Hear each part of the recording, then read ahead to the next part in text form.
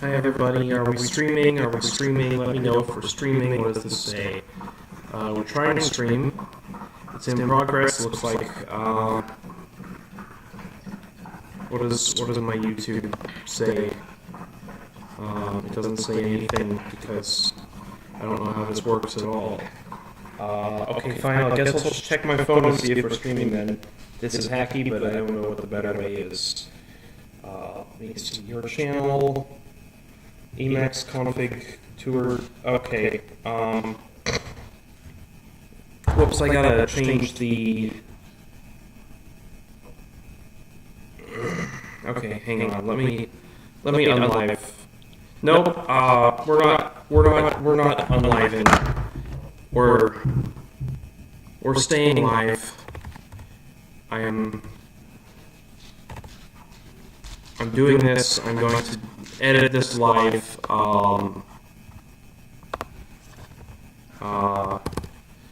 Boxing Day part 2. There we go. This is my second live stream ever. Hashtag Emacs and Linux. Oh, there's a whole bunch of more stuff. Can I put? What does it qualify as? Science and technology, that's the closest thing. Thumbnail, I don't have a thumbnail. Blah, blah, blah, whatever. Okay, here we go. Luckily nobody was watching this, so it's fine. It's totally fine. Alright, time to get started. Last time, we went through my init.el, and there were a bunch of things that I realized that I need to change that I still haven't changed yet. Schizo Dog's with us as well again, so if you hear me barking and I suddenly dash off to check on something, that's what that is. Let me just... I don't have that. Okay. So it's time to look at my my packages file, the first bit at least. Also, just I listened to my stream yesterday, and apparently it was apparently if I speak loudly like this, it actually like kind of clips, and when I do anything over here, if I like bang on the also check that out, the flabby effect. Look at that. That's fun, isn't it? I'm literally just wiggling my laptop,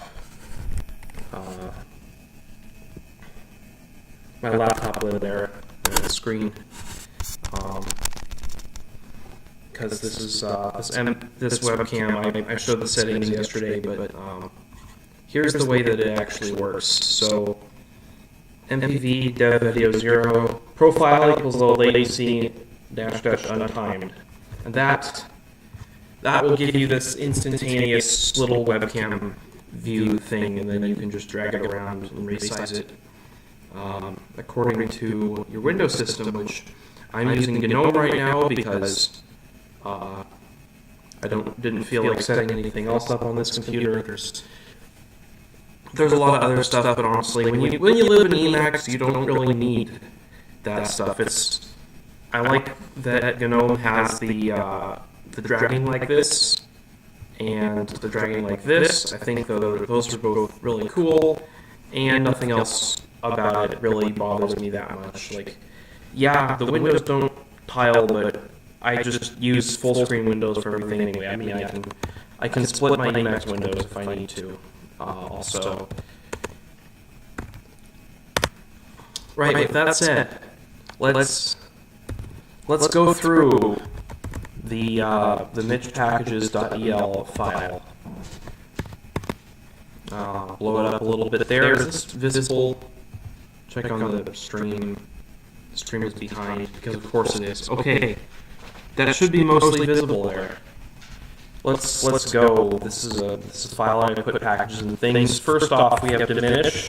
This is so that the mode line. Okay, sorry. Mark that as red. I got a text message just now. It's fine. So in the mode line, you don't see any minor modes enabled here. That's what diminish does. That's the only thing diminish does. I don't know why diminish isn't built in, because it's so necessary, in fact, because otherwise your mode line would be fully cluttered with all of this stuff. Maybe that works for some people. Maybe there's other ways of getting rid of it, like having a little button here that pops out a list of all your minor modes, but diminish is what I'm using. It's what I've always used, and it is what it is. Next, compat. This is a library that some packages rely on and don't state they rely on. I basically just added this line because I was getting errors. Next, we have ldoc. Now, ldoc is the package that puts these font type signatures in the echo area down here. It works in.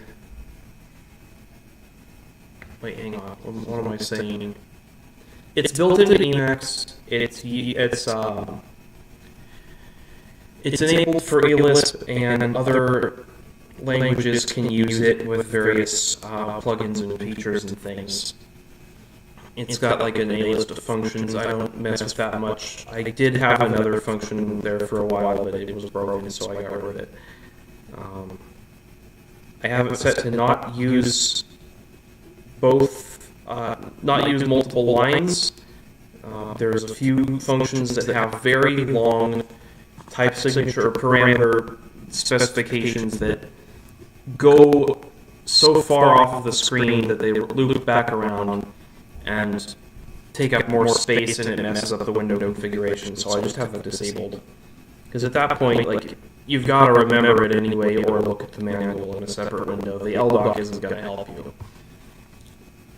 Next, we have save hist. This is just so, if I go to my mini buffer history, the things that I've selected most recently will be in order here. See, my mouse is trying to glom onto it because I have vertigo mouse enabled, and it's glitching because that doesn't work.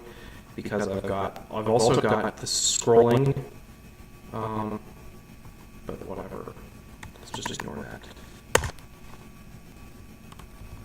Save hist, and I put the save hist file in the backup directory because if you don't put it there, it shows up in your Emacs directory, and I like to keep that kind of clean. Next we have save place, very similar. It saves the place that you were in the file, so when you reopen the file, if you've closed buffer, it'll put your cursor where you were before. This is a thing that Vim you can enable with hack. And that was one of the first things I did when I started using Vim, and I'm super glad that Emacs has it because it's useful. Tramp is a big one because it modifies the way that you can even that Emacs interacts with files and file names. If you've never seen the full extent of Tramp, check this out. Let's just clear this, and then I can cd into sudo edit sc, and then it will it'll do nothing because it's getting all confused. But theoretically, there we go. Let me just enter my password, my super secret password that you cannot see, and boom. Where is it going? Where are we going with this? The computer's not frozen. Okay, look at that. And I tried to type ls in there, it didn't take though. How does my... Okay, we've got a thread that's just fully active there. So I should, okay, ls. I pressed enter, it didn't show that I pressed enter.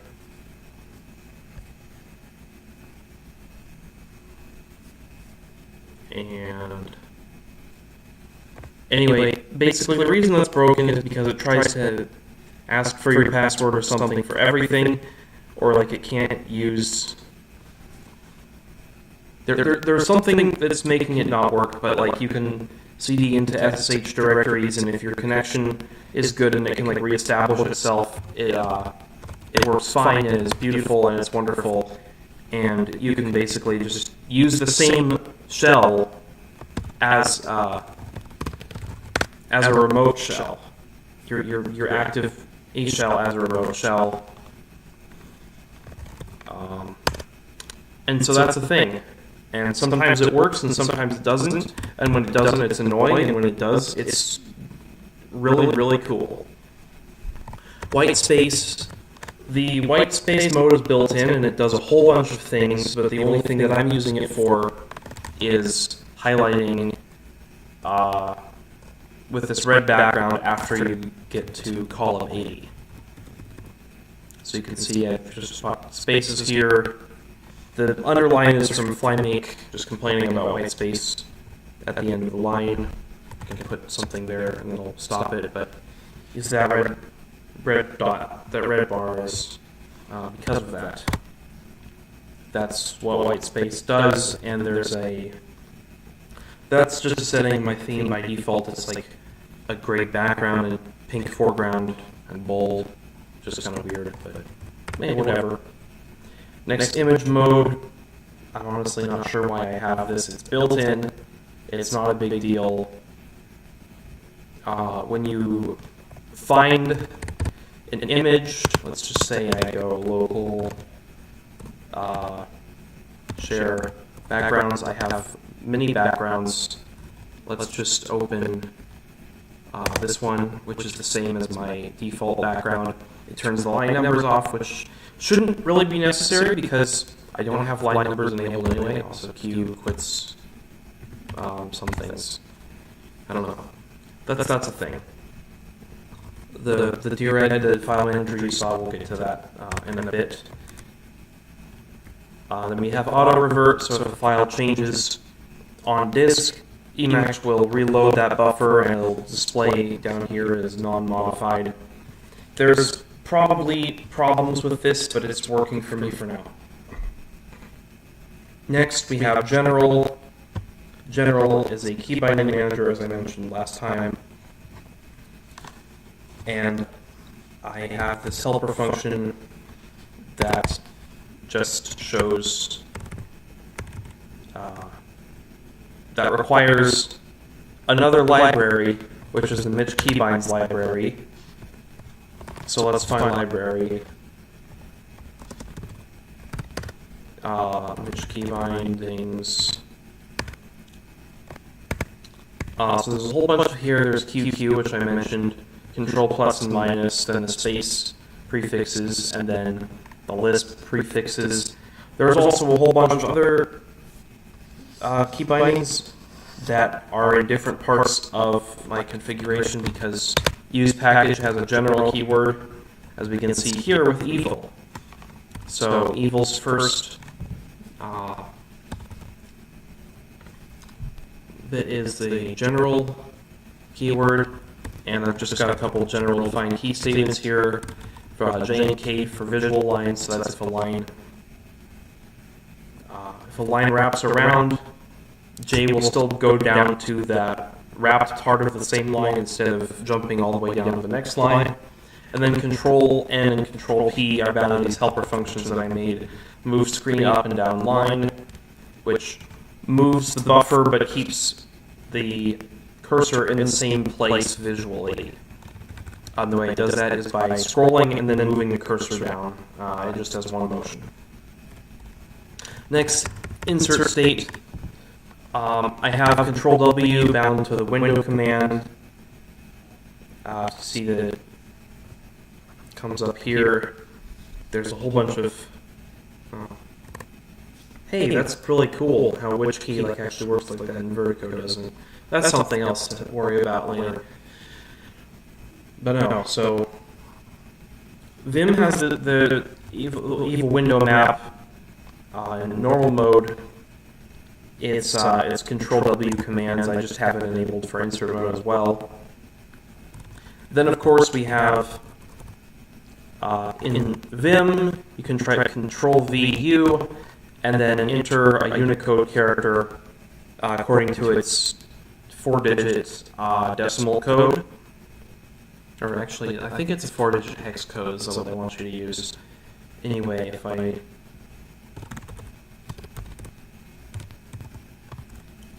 do a whole bunch of, like, I can enter a capital lambda there. Isn't that neat? So this is bound to insert char, and insert char or insert character, I think it's by default it's bound to Control X8 return. Yeah, it's the same same menu here. It's even got the same. It's even got my min buffer history, as you can see. So this has emojis and this has a whole bunch of other stuff built in. IV/Council had a separate function that was a little bit better at searching these, but it's fine. The built-in version is fine. Let me actually see if there's a function consult character Unicode. No, there's not. Oh well. But it still works fine. Marginalia and everything kind of does it all, which we'll get to. Again, we'll get to all that. Visual line mode is diminished. Again, there's nothing down here in the mode line.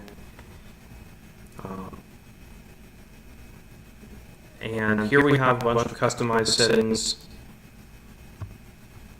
The only one that's weird, particularly, is the evil undo system, which is either undo redo or undo foo. Undo foo is a separate package. I don't know anything about it except that it allows evil to redo undone edit commands, and it's not necessary because newer Emacs versions come with built-in undo redo package that does the undos and the redos for you. And the start evil mode as soon as we can, and load my evil config, which let's go to the definition for that. I believe I showed this yesterday. I just defined the two functions to move the screen up and down the line, which is Control P and Control N. And then there's this big block that's commented out that I stole from Doom Emacs about joining commented lines, which is broken because of course it is, because Doom. Then we have Evil Collection, which adds key bindings for evil in a whole bunch of different modes. Evil Collection, it's got a lot of files. It takes a long time if you've got your native comment errors enabled for some reason.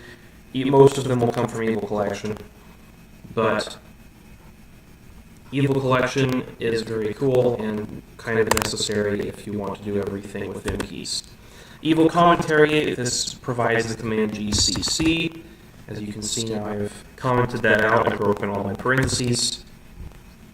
But let's see if I, and then you can also select and press GC, and that will comment your selection. I can also be on the parenthesis and do GC%, and that comments the whole S expression. In fact, if I just want to comment this S expression, I'm going to do GC%. It will actually move the parenthesis down so as to preserve that, which is pretty cool. In a language that has inline comments, like if you could put more semicolons on the end to end the comment, like you can in C or something, this would be that as well. but this would do that as well. But in list, there's just simple semicolon start a comment, so it doesn't. This also, of course, works in shell and just about any language that it uses the same mechanism as the highlighting, syntax highlighting does for comments. So any language that Emacs knows how to highlight, it will know how to comment. And if not, if it doesn't know what comment string to use, it will prompt you in the mini buffer, and you can just tell it, use this string as a comment, and that will do that. Next, evil surround. This is for surround. This is the port of the Vim surround package. So ds will delete the surrounding parentheses around the s expression. I can undo that and make everything work again. If I want to change, you can type like cs other paren, and that does nothing. Okay, cs other paren. This will put spaces around it because that's a quirk of the Vim surround. The opening parentheses, the opening delimiter does a different thing than the closing delimiter with the spacing, and that's probably configurable, but it's fine, whatever. This also works like ysiw quote, puts quotes around the word. Yeah, Vim surround is the name of the plugin for Vim, and it's pretty cool. Next, evil match it. This provides the %sign. If I'm inside a word, it goes to the it goes to the end of whatever the expression is, as you can see there. But if I'm not at the end of something, it goes to an S expression as Emacs does normally. Next, we have evil terminal cursor changer. This package changes the cursor shape in the terminal for different evil states, and it's pretty cool when it works, but sometimes it doesn't, and I'm really not using Emacs in the terminal much anyway. These states, by the way, all these custom options are the default, but the README on the GitHub wants you to enable them anyway. I'm not sure why. I also have in here external mouse mode, which just enables mouse clicks and drags and stuff in terminal Emacs. I'm not sure why that's the default. I'm not sure why that's not the default, but somebody somewhere probably doesn't like it. So next we have undo foo, which again is an undo system that Evil can use. I don't care about any other features it has, and I only have it load if Emacs version is less than 28, because 28 and above come with undo redo.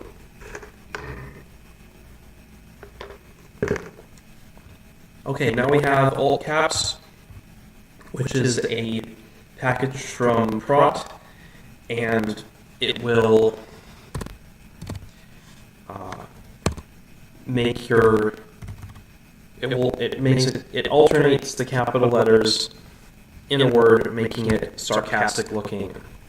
So if I want to, in quotes, oh no, and then I press the button, boom, our name is, okay, that's what that does. It's like a one-trick package, but it's fun, and it's way better to just have that than have to do it manually all the time, so I have that included. I'm not sure why it's over here in the beginning of this file. I'm like 13% in. Also, where is my scroll bar? There it is. There's my scroll bar. See on the right here, this scroll bar. We'll get to that. Next, eShell. eShell is the shell that's built into Emacs. It can do things. Not all of this that it can do is stuff that it can actually do. Some of that is provided by another package called E, which provides proper terminal emulation for it. But it does have, it kind of blends the shell command syntax with Lisp syntax, and there is some really cool stuff you can do. People way better at expressing themselves than me have some really good articles and tutorials on it. So definitely check out eShell if you haven't already. Some people say they can't use it for some reason, and they're probably right, but it's just a little sad because eShell is really cool. One of the things that I have enabled here is eShell Rebind, and what eShell Rebind does is when you press backspace on the mini buffer here, I'm pressing arrow keys here. If you press backspace, you don't want it to backspace over your prompt. If we look up what the key backspace is, it's eShell delete backward char, which deletes the last character unless it shouldn't. I also have this function eShell evil insert line.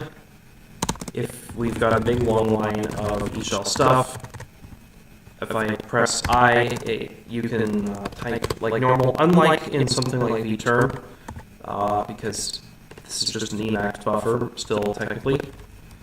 But if I press capital I, it jumps to the beginning of this instead of, say, like right here at the beginning, the actual beginning of the line, because that's broken. And if I CC for equal change, it actually it keeps the prompts separate. There's just a little setting that's good to have. Okay, eShell Emacs. I spent a while on the last stream stumbling around this function. It's grown quite large very recently, but it's whatever. And then there's this external one that I tried to make. Next, wait, hang on. What is going on here? Okay, that's still part of that.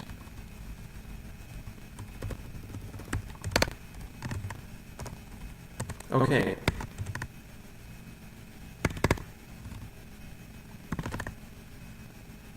What is... Wait, but that's the beginning of the... Oh! Wait. Okay, sorry, I'm just hung up on the indentation here. Because this should all be... lower. This should all be inside the configuration block for eShell, whatever. Now it is. These eShell Emacs functions I showed yesterday, just trying to do various things and experimenting with the way that eShell eval using options handles multi-letter options, which it apparently does fine. I don't know why there's no examples that show that on the internet or in the manual, but whatever. Next we have eShell setup keys, which is my function. Uses evil collection find key to find the keys because general wasn't working. There's definitely a way that general could work, but at the time I didn't know why, and so I figured I would just use advice. I hate advice. Advice is the absolute worst construct in Lisp, and it should never be necessary, but in this case, it seems to have been. I'm of the opinion you should always use hooks instead of advice. Next we have eat. Eat is the terminal emulator I mentioned. It has this very long files directive.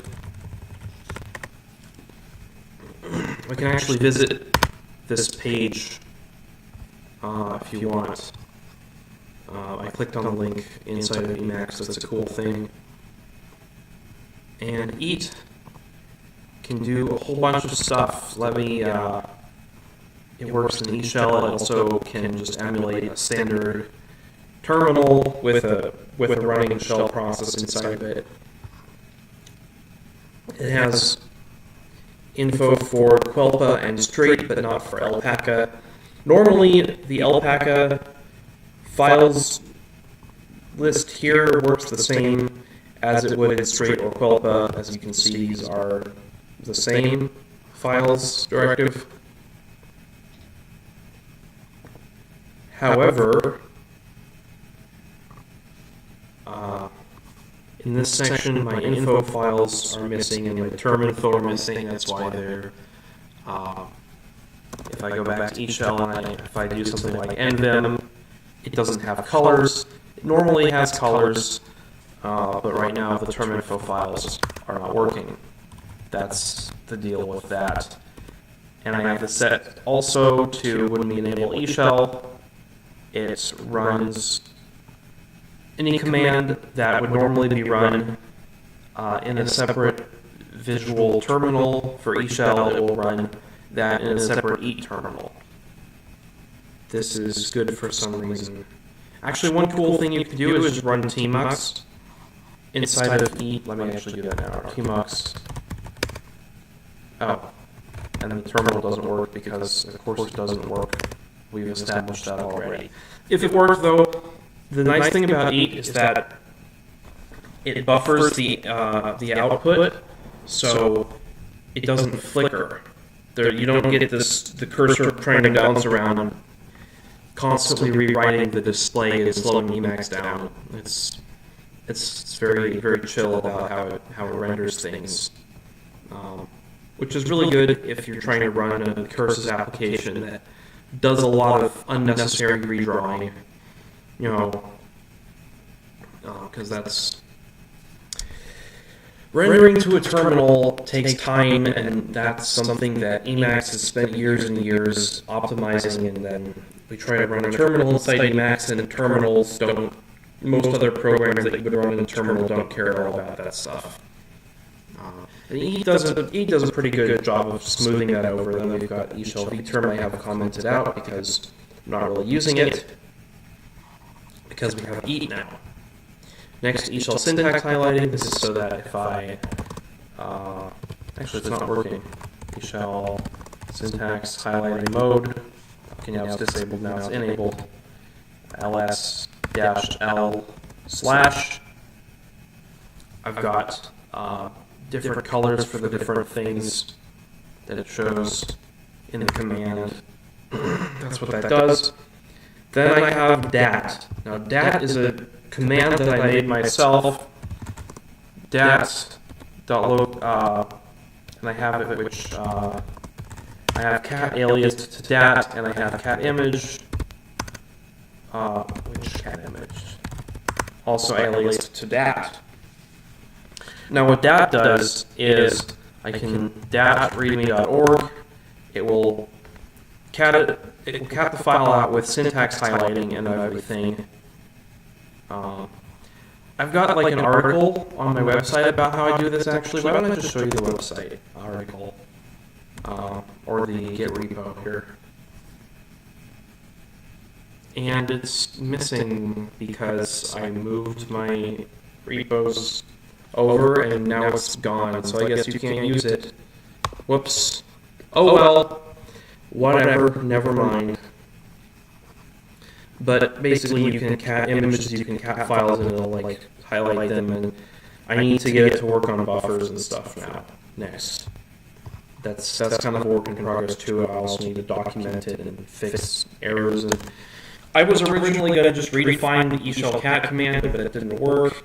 So I called it dat and then aliased cat to dat, which isn't the right way to do that.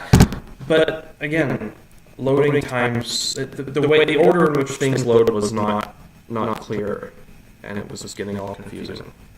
Also, look, my line numbers broke again. Turn off line numbers. Wait.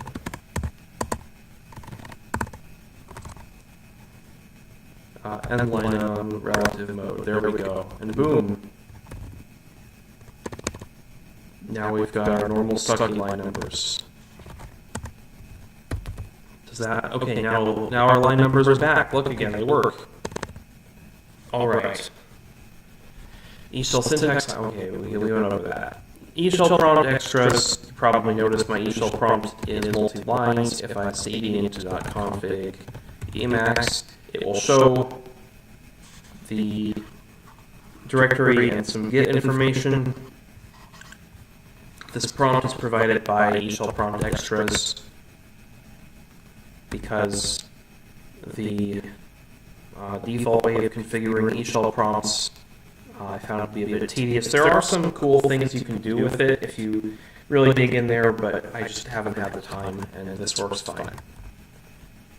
Next, we have all the icons, which is, of course, what Doom, Emacs, and everything used for inline image fonts for different icons, different icon types. Sometimes they work in the terminal even, which is pretty cool.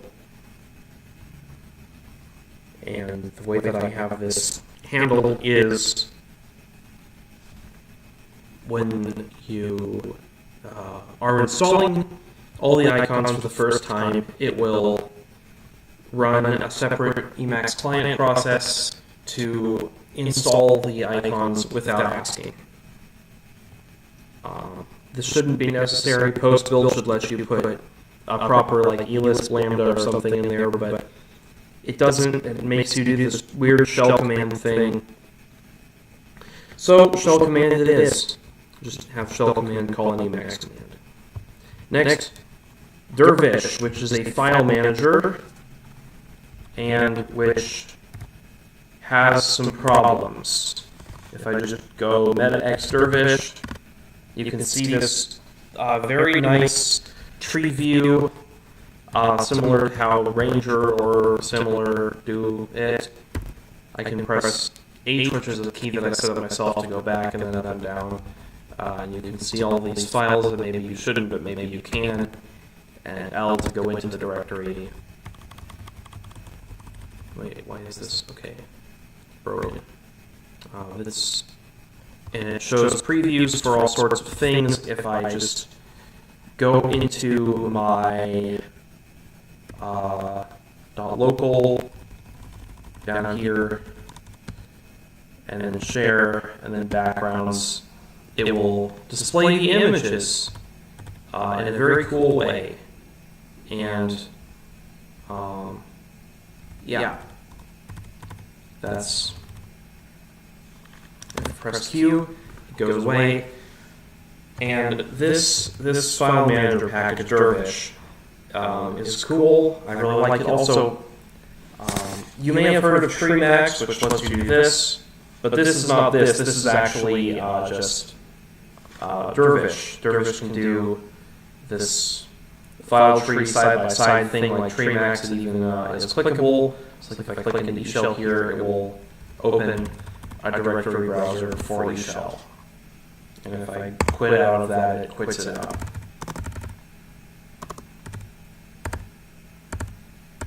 Wait, okay, T is something else. Anyway, I paste T again, and then quit out of it. There's probably a different way that I could do that, but also H and L to go up and down directories. Also in Dervish, if I do slash, that narrows, so the L, that doesn't actually get rid of anything except for the directory that's already there. Wait. Also, Q, of course, to quit, which I forget if that's bounded by default, but it's definitely not Q, apparently. Alright, that was, how long have we been streaming here? I have been streaming for... Oh look, somebody actually viewed. Very nice. Or was that just me? I don't know. Whatever, I'm going to keep going, it doesn't matter. Vertigo is what I get this meta-x display with, and whichever display I can do a bunch of cool things, such as scrolling up and down, and tab completing, and all that. This function, backspace and mini buffer here, was originally, well, I originally had like hacked one up because you see in Ivy, when you Control X, Control F, and it's got the file path where you are preloaded, and then you backspace, and it goes up a directory. But if you're doing something like metax, you backspace, and the backspace is one letter. I thought, hey, I want that in Vertigo, and I didn't see a way to do it, so I made one, and it was broken, and then somebody else put, there's a weekly tips and tricks thread on r/Emacs. Somebody else had the same thought, and they actually did it correctly, so I just sold theirs instead. So backspace does this command backspace mini buffer. Also, the mini buffer, we turn the line numbers off because why would you have line numbers enabled in the mini buffer? It doesn't make any sense.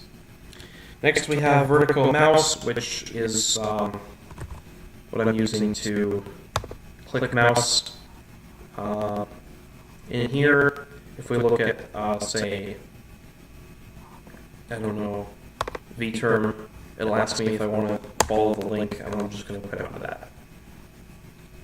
That's the vertical mouse. It literally just allows you to click inside a Vertigo mini buffer. Next we have the app launcher. So if I do metax Emacs run launcher, it will show this broken window here. And the reason this window is broken is because this was set up to work on Sway. I have a window rule set for it. Basically, it will show you a bunch of different apps that you can install, and you can install them, or sorry, that you can launch. Like if I wanted to launch the KDE settings because I was an idiot, and I'm on GNOME, boom, look, KDE settings, and they're broken because, of course, they're broken. That's the thing that it can do. I named this, let's actually just open this file real quick. Look at that. I'll show you what lets me do that in a minute, because it's really neat. Now, where is our Emacs-run? Basically, Sway Window Manager lets you configure what menu you want to use. A lot of people use WoFi, which is like the replacement for RoFi. Some people use dmenu or bmenu, which is like the Wayland version of bmenu or dmenu. There's dmenu, and then there's bmenu, which is the Wayland version of dmenu. Confused yet? Cool, me too.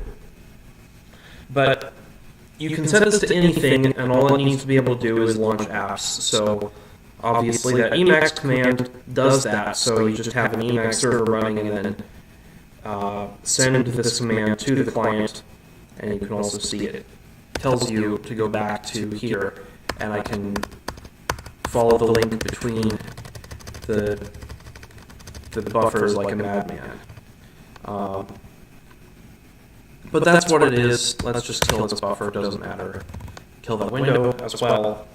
I call it Dent Arthur Dent because that's a window name that nothing else is ever going to use. That's a Hitchhiker's Guide to the Galaxy reference, by the way. As is my name, the number that I put next to my name. Consult is the companion app for Vertigo. It provides functions like console buffer here, which is a buffer display, except you can look through the buffers and it'll like preview them as you're going. I have switched to buffer, remapped to console buffer. This is a feature of General that lets you put the remap vector there. I don't know why this has vectors, but I'm not too sad about it because that's okay. Yeah. Marginalia is what puts these descriptions here.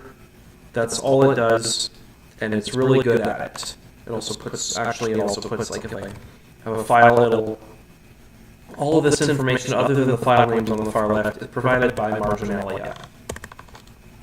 It's a very simple little package, 0 configuration, just turn it on, and it just makes everything a little bit better, which is the best kind of package.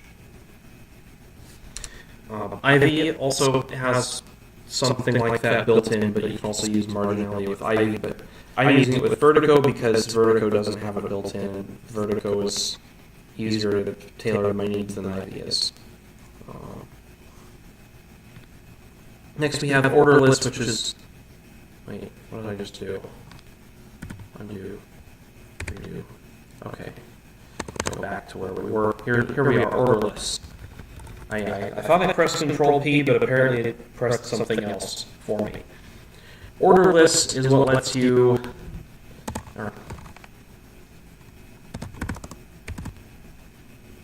search things out of order in mini buffer and otherwise completions.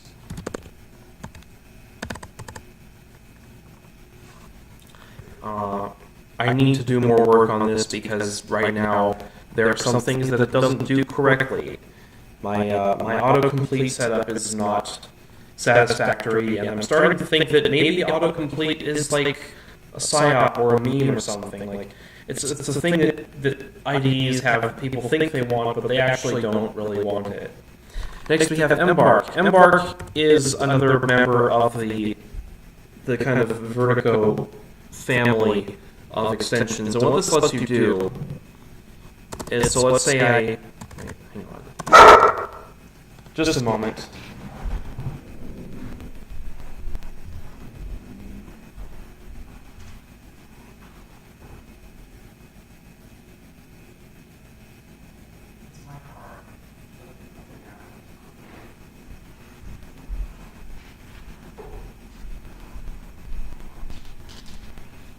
All the lonely people. Right. If I wanted to kill... If I wanted to switch... This is the switch to buffer menu. If I wanted to kill a buffer, I could just press Control Dot, which brings up Embark, and then K for kill buffer. And it'll ask me, do I really want to kill that buffer? Yes, I do. And boom, the buffer is killed. It no longer appears in the list. The only one that appears is my other one, which I'll also kill. Yes. Boom. Embark does a whole bunch of other things, like you can have it select all of the candidates, or you can have it send them all to a buffer or something, or copy or insert. It just does several different things. Also, this control dot is broken by default on GNOME. You have to run iBus setup, which this isn't the right kind of link. We'll get to how these links work, but this one apparently doesn't. So I gotta fix that. iBus setup, and then go to emoji. iBus is it's a silent app. Doesn't have like an icon. You have to run it from the terminal. And then control semicolon I don't really bother with, but that was in the config, so whatever. Now you may have noticed when I do this, when I do control dot and bring up the Embark menu, it's brought up as a which key. By default, Embark doesn't use this which key menu. It uses a transient menu, which is the same thing as Magit uses. It brings up a separate window and it shows everything in the window. I like the way that which key displays all this stuff. I like it to be all in one place. I almost wish Magit used which key, but not quite because it's fine. So here's the Embark menu for MetaX. It has different actions based on different things.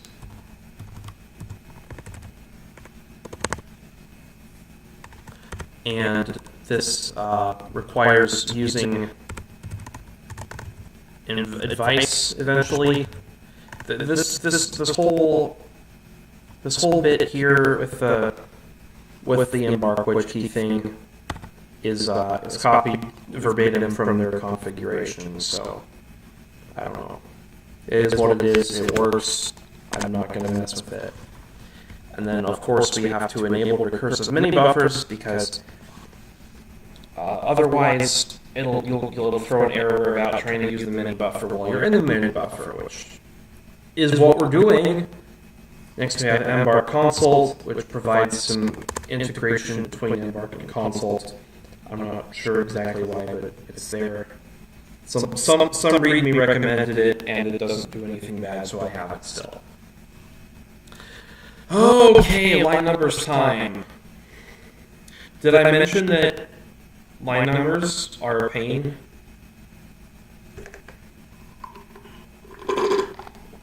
No, of course I didn't. So the way that the line numbers work is they don't. More specifically, you know what? No, I'm not going to do this now. I'm going to make a separate video. I'm going to do this correctly. I'm going to have a video about it, about how line numbers in Emacs are just fundamentally fine but not perfect, and I find that lack of perfection to be very frustrating because I have very precise visual tastes. As you can see, I'm redefining a variable which consists of a function, which consists of a whole bunch of formatting and check statements and lexical variables, all of which culminates in the line numbers here. When I go to the beginning of the file, the 1 is at the beginning of the fringe as opposed to the end. That's all that. That's all this whole bit does. Oh no.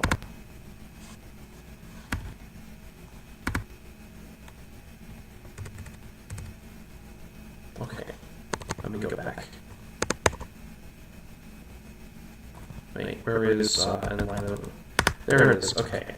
I was lost for a moment. Pressed the wrong button and something crazy happened. That's the way it works with Emacs. Okay, now we have vterm. I'm not using vterm very much because eat, as previously established, works. Vterm sometimes asks people whether you should compile the module. The answer is always yes, so we tell it always to say yes to that. To download a separate vterm. Vterm, by the way, is it's a module written in C that interfaces with Emacs and provides a terminal emulator. And it's fast, it's good at large inputs, but it flickers a lot because it is just drawing everything to the Emacs display. And so Emacs display becomes the bottleneck. And what a bottleneck it is. If only vterm did something like eat does, which eat is actually implemented in elist, but it's faster than vterm because it circumvents the actual bottleneck that both of them would have. I have a few different key bindings set up for vterm to make it easier to navigate and do stuff like I would in the shell. I have all of these commands that, when you run them as commands in vterm, they will run. Let's just show you. Space V. Okay, I'm in a vterm here. You can see my whatever. But if I go dervish, boom, it pops up dervish because we're still in Emacs. That's a thing. That is, in fact, the main thing that this does. And this is just a list of commands, and basically in order to... You have to have a list of what commands run which Emacs functions, and it won't let you do that if it won't let you do that. I actually was unable to figure this out at one point, and I opened an issue on the vterm GitHub, and then they told me, oh yeah, you have to add to the list, and so I made a function that will add them all to the list. And there's, I don't know, multi-vterm runs multiple, it just changes the name of the default vterm buffer so you can open multiple vterms with different numbered names. I have space V bound to vterm, as you can see that I just did there. Let's exit, and space 4V down to term other window, which doesn't work for some reason. Next is power line. Power line is the mode line that I'm using. These, I could simplify this and use question marks instead of string to char, but I don't want to. String to char is easier. I like the blue. It kind of contrasts with the rest of the theme. Which is very petty, I know, but what are you going to do? Airline themes is what provides the actual mode line format. And the colors here, there's a whole bunch of different colors. I'm using a theme called Color at this moment. I'm also partial to the Raven Power theme. It's whatever, any of these themes are good. I liked using Vim Airline. Vim Airline was a good mode line, a good status line for Vim, and the Emacs mode line also exists. There is a package called Telephone Line that aims to replace Power Line, and with the hack you can make the airline themes work for it, mostly, but there is still problems with it, and I ended up getting rid of Telephone Line and just using Power Line instead because it works fine.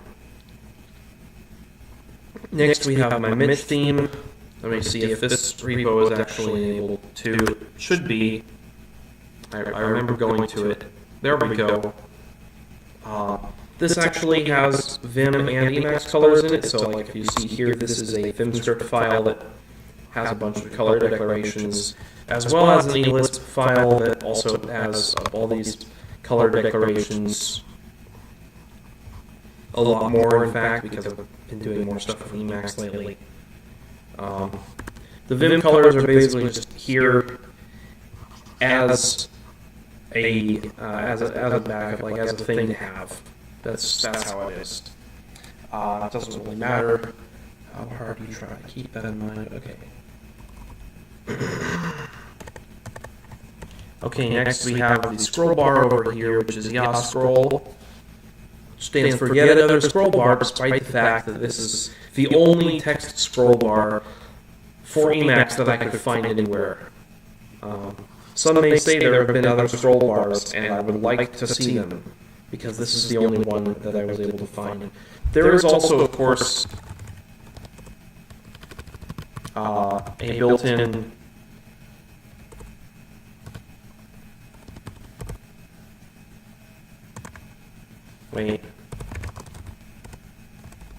a scroll bar mode here, which as you can see is like a GTK rendered scroll bar. It's like a proper GUI scroll bar, but that's nasty.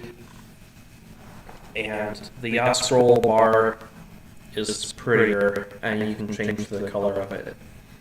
Now, you may notice that I've redefined a function. Ya Scroll by default displays it uses the fringe to display its actual scroll bar widget, and it uses a filled rectangle, in other words, a little square with a separate background and foreground color. In Emacs versions with background transparency, when you have the background transparency enabled, that makes it look very ugly. So instead of letting it be like that, I changed a single line in this function and ended up having to change the whole function because that's the way that it worked. Change it from filled rectangle to empty line, and so I know you can't see it at all, and I'm looking closer at it so I can see it better, but that doesn't really help you, does it? Basically, it looks a little bit choppy, but it's nowhere near as bad as it would have been originally. And we enabled Ya Scroll mode everywhere because it's fine, it doesn't matter.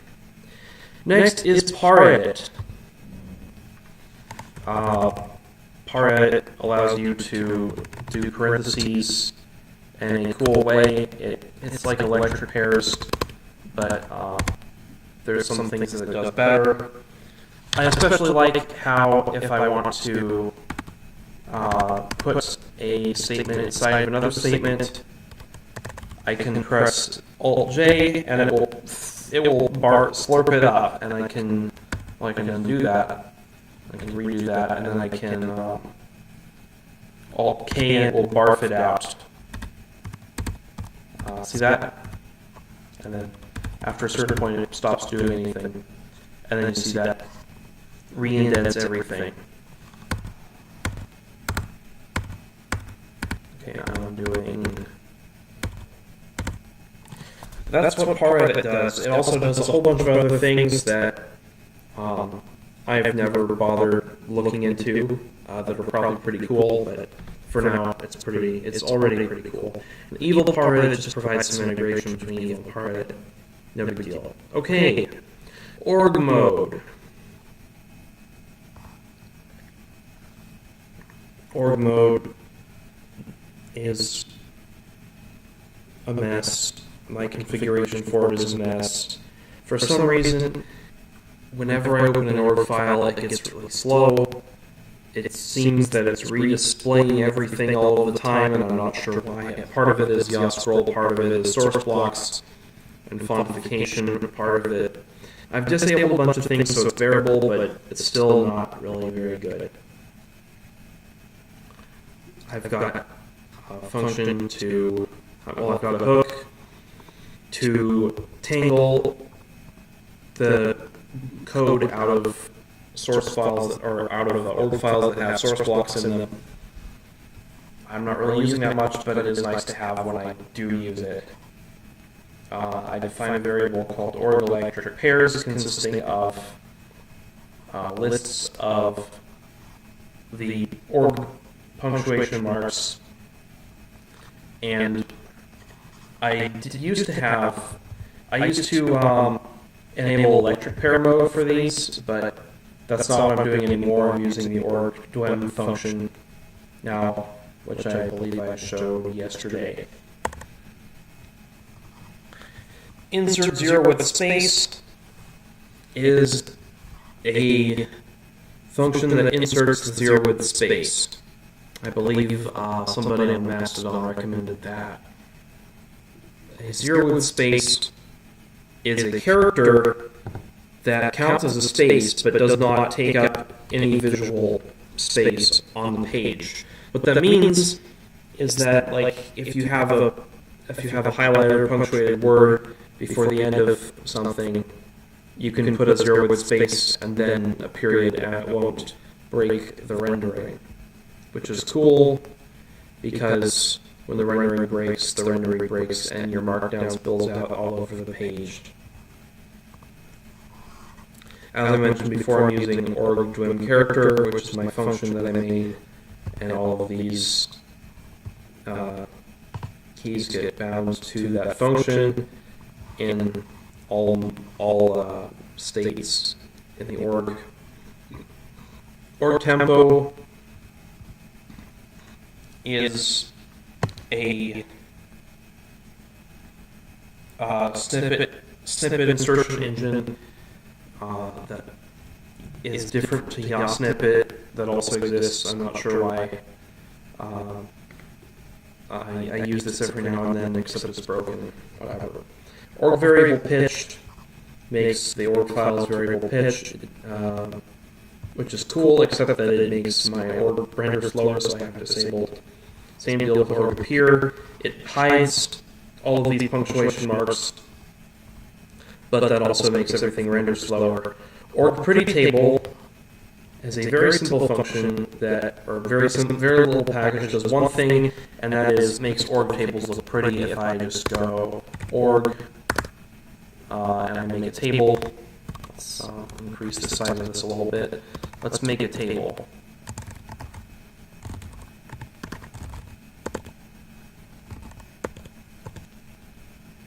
As you can see,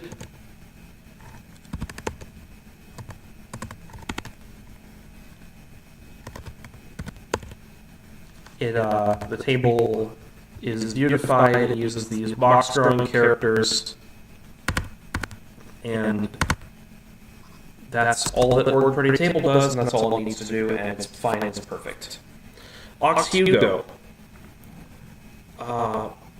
Hugo is for generating Hugo websites from org files, and I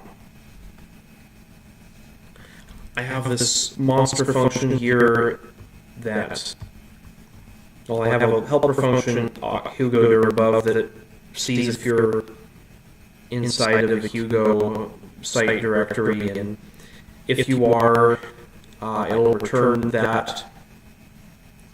And if you're below it, it'll recurse itself to the directory above until it starts returning itself.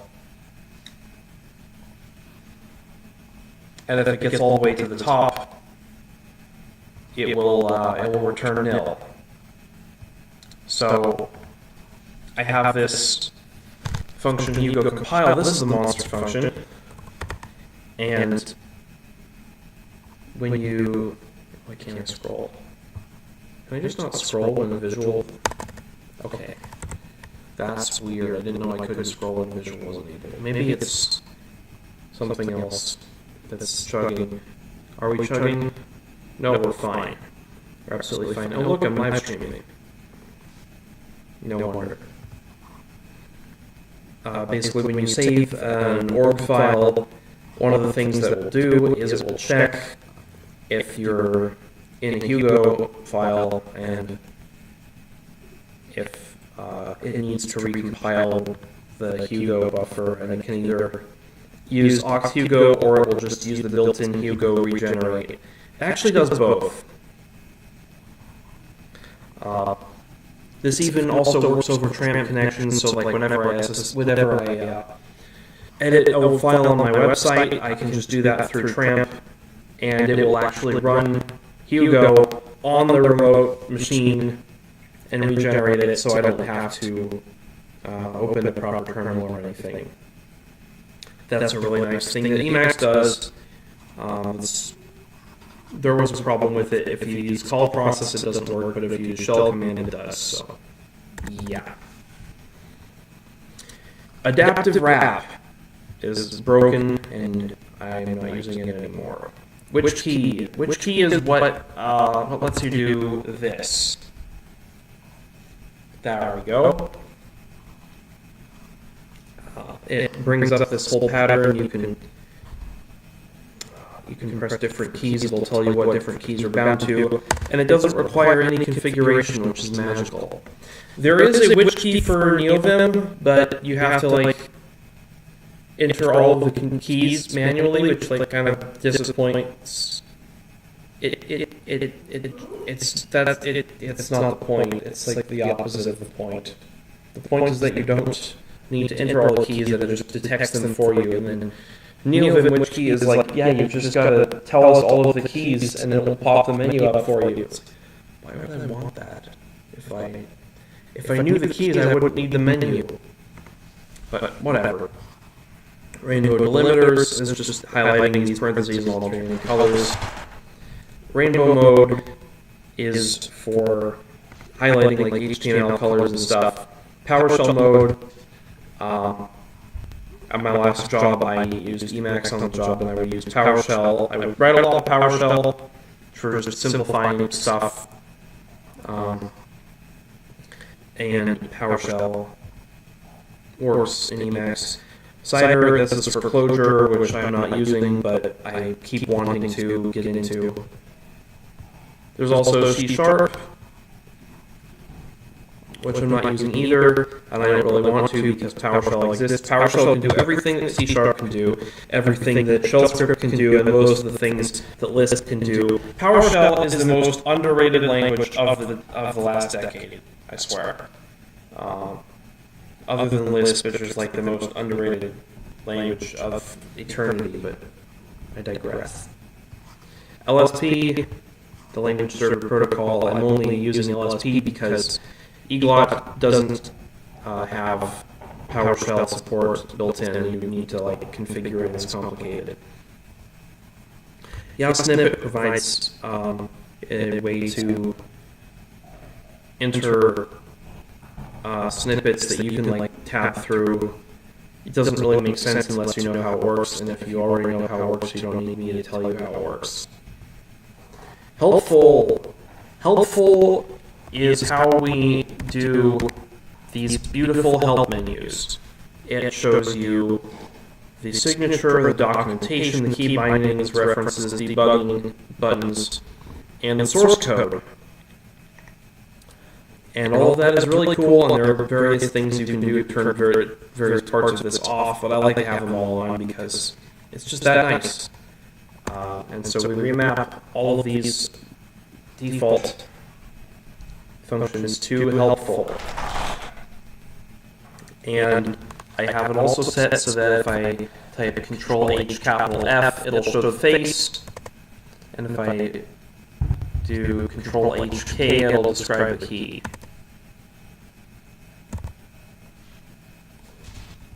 Also, capital K in an elist buffer does helpful at point, which, as you can see now here, shows the help for the function or the variable or whatever it is that's at the point. What is nil? What's the helpful for nil? It says there's no symbol at point. That is hilarious. Okay, highlight define. You may notice that my functions are all red and my variables are all the cyan color. That's not the default Emacs behavior. In default Emacs, they would all be white. But highlight defined will add highlighting rules for all of the symbols that are defined, and it'll define them according to what type of symbol they are. That's cool. There's also relint, which is cool, but I'm not using it. It lints your regular expressions.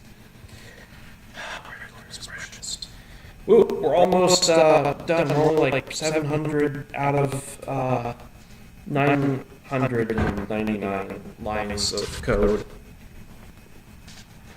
So, FlyMake, it's just the built-in alternative to FlyCheck.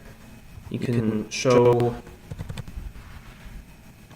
Oh, it's disabled now because there were too many errors near the top of the file, but it shows little symbols between the line numbers and the buffer itself for all of the problems in your code. It's integrated with eglot, which is the language client. It's built into Emacs. Next we have ESUP. ESUP is the Emacs Startup Profiler.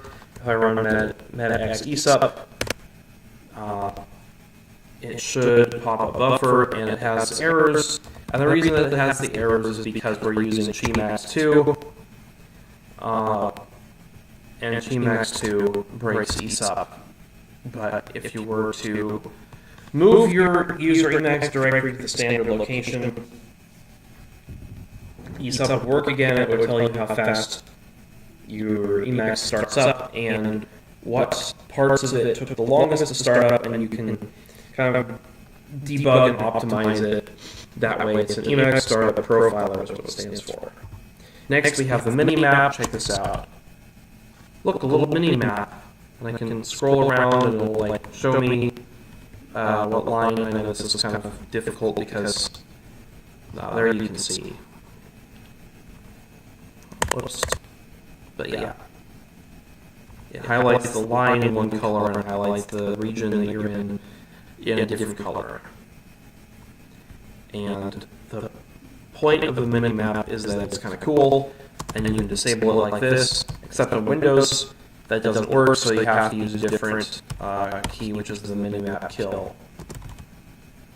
And then you disable the mini-map mode again. I'm not sure why it's different on Windows. I see no reason for it to be because it's all implemented in Lisp, but whatever.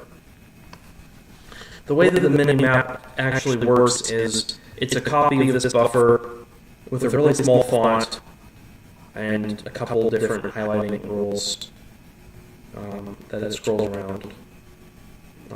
It's not like generating an image or anything fancy like that. Next we have Corfu and the completion system, which I don't really want to dwell on because it's broken.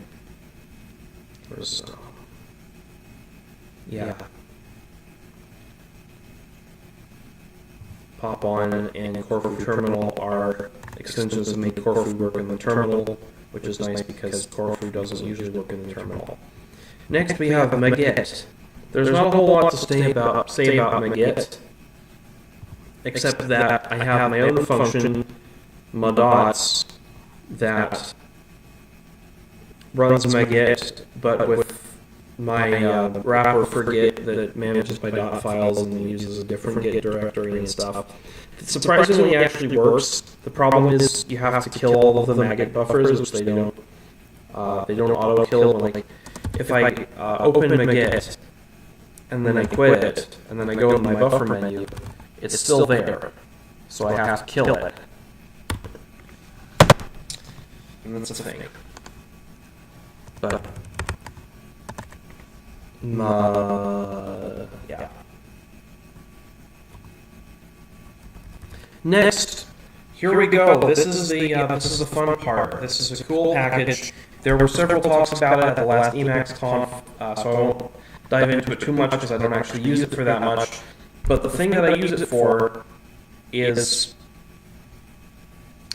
clicking on links. You saw earlier when I was bouncing around my sway configuration.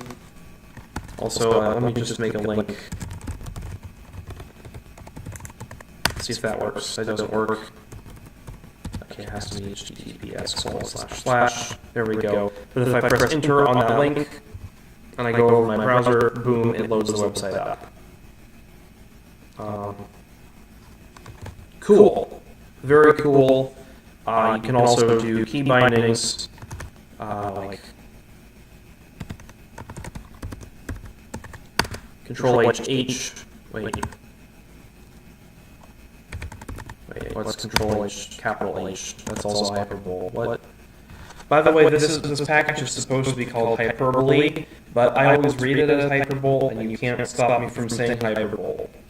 Everybody will know what I mean, and will be slightly annoyed at me for saying it wrong, but that doesn't matter, because at the end of the day, it doesn't make sense that you pronounce the E. That's what I think about that. Next, deconf mode. This is a package that I wrote myself. If we use hyperbole to go to the page, it doesn't work because I'm not sure why. I'll have to work that out. It's my Git server isn't working right now, but what deconf mode does is it lets you edit GNOME config. It lets you edit your GNOME settings as like an INI file, which is actually kind of enabled. Funny story, so let me find library. Deconf mode, yes file, I'll follow the link. This is several hundred, this is 65 lines of eLisp, including the license, which is actually, well, 65 minus 35. This is 30 lines of eLisp, but it's only 3 lines of Vim script for the same thing. Because I implemented this in Vim first, and it only took 3 lines. And then I was like, hey, I should port this to Emacs so I don't have to open Vim for this one thing anymore. And I did, and it took this many lines to do that. There's a whole bunch of other stuff you could probably do with it, like menus and stuff, doing it interactively, but just as like a file buffer sort of thing, this is enough. I'll just show you an example real quick. So if I go config GNOME custom configs, which is a directory that I use for it. So if I want to edit settings for the GNOME desktop, I go over here.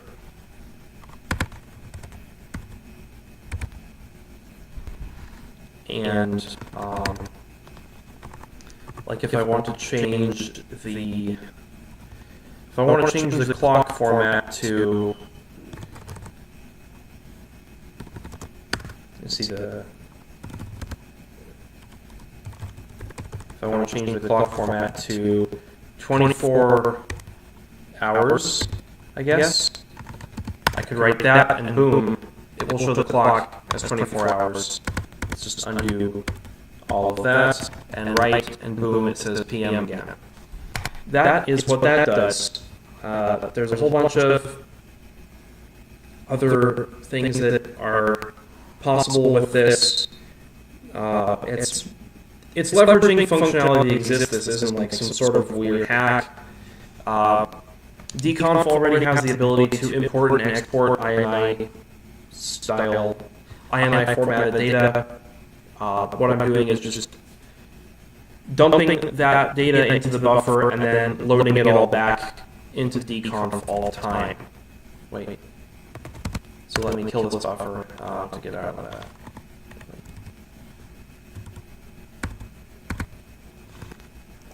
Okay, let's go back. Info variable pitch. If we control HI for info, wait.